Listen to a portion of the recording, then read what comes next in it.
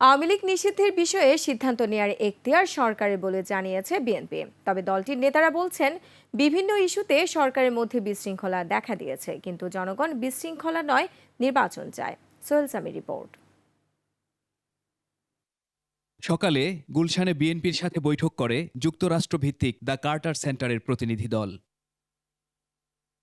পরে বিএনপির স্থায়ী কমিটির সদস্য ডক্টর আব্দুল মঈন খান বলেন, আওয়ামী লীগকে নিষিদ্ধের সিদ্ধান্ত নেয়ার এখতিয়ার সরকারের।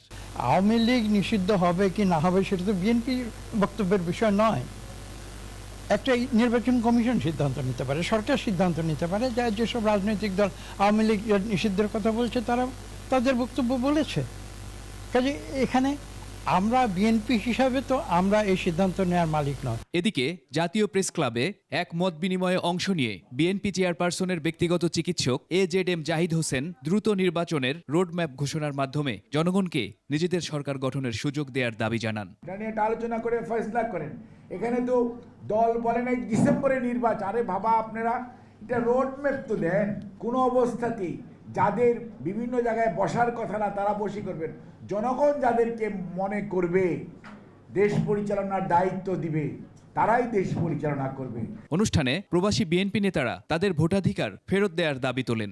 হাসিনার পতনের আগে আপনাদের আন্দোলনের সাথে প্রবাসীরা রেমিটেন্স পাঠায়নি, যে কারণে বাংলাদেশে অর্থনৈতিকভাবে তখন দুর্বল হয়ে গেছে।